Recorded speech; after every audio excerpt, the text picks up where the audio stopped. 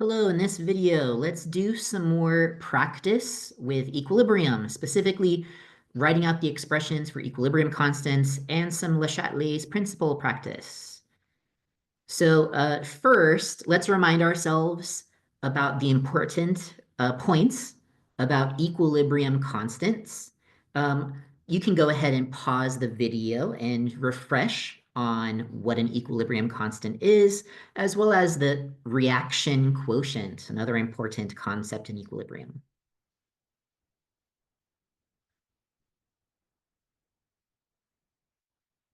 Okay, now let's put our knowledge of equilibrium expressions to the test. Here are three chemical equations, and my task for you is to write out what the equilibrium constant is equal to for these three examples. So go ahead and pause the video to try it for yourself, and then we'll go over together.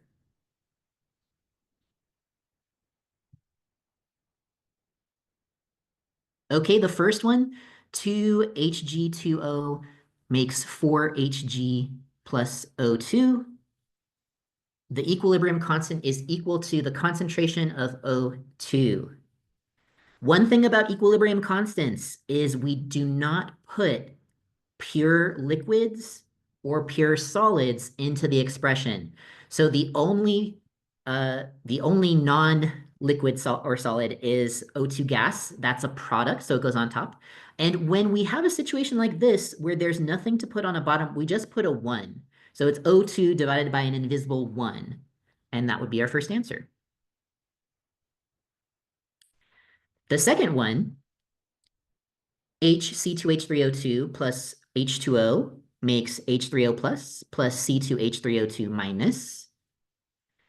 The equilibrium constant is equal to products over reactants, concentrations multiplied. Notice that we did omit liquid water. Again, pure liquid. The final reaction, Li2O plus CO2 makes Li2CO3. Our equilibrium expression for this constant is going to be 1 over the concentration of CO2. This time, we have nothing aqueous or gaseous on the product side. So again, when we have nothing to put, we put a 1 there. So Kc is going to be equal to 1 over the concentration of CO2. So bottom line, the equilibrium expression, what the equilibrium constant is equal to, is products to their coefficients divided by reactants raised to their coefficients. But we don't write pure liquids or pure solids. One more example, consider the reaction X plus Y makes 2Z, and a Kp is given to us with 0.50 as the value. Determine the direction the reaction will proceed under the following partial pressures of each species. So the pressure of X, pressure of Y, pressure Z, under 3 different experiments.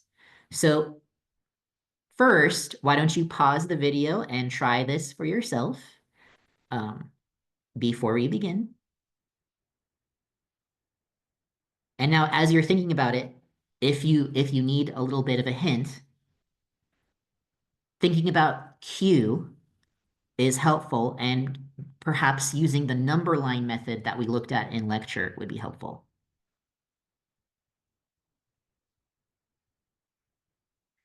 Okay, so first off, we are trying to see whether or not our reaction needs to go forward or backwards or doesn't need to move in a direction at all. Whenever we're talking about directions, we're thinking about shifting, and numerically, we use Q to do this. Q has the same expression as K, but under the information that these pressures might not be at equilibrium.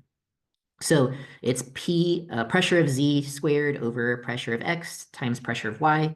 How does this relate to what the actual amounts are that result in equilibrium? So let's write a number line and mark K on it. Doesn't have to be perfect. Does not have to be perfect.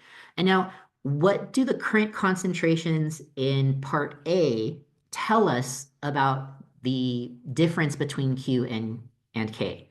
Well, if we plug in these values, we start with pressure of X is 1 atmosphere, pressure of Y is 1 atmosphere, pressure of Z is 0 atmosphere.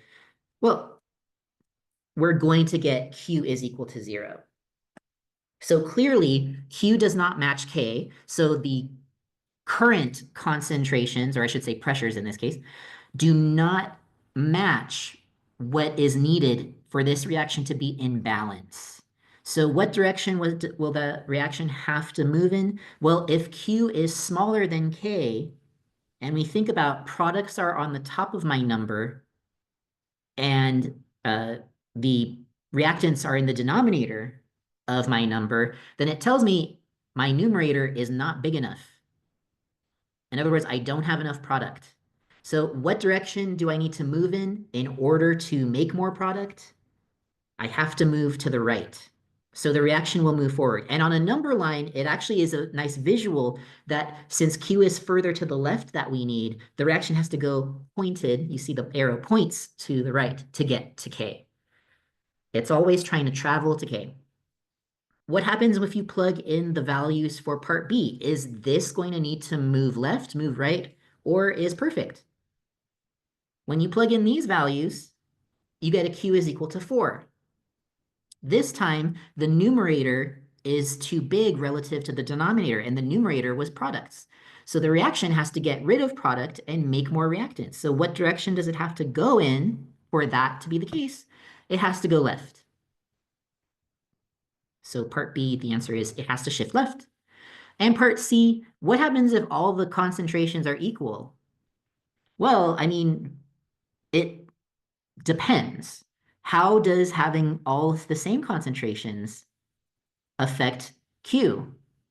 It may be tempting to think that if they're all equal and balanced kind of sound similar or feel similar, I should say.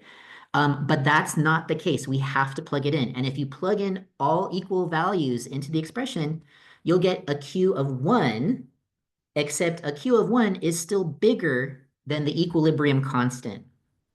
So that means the reaction has to shift left again.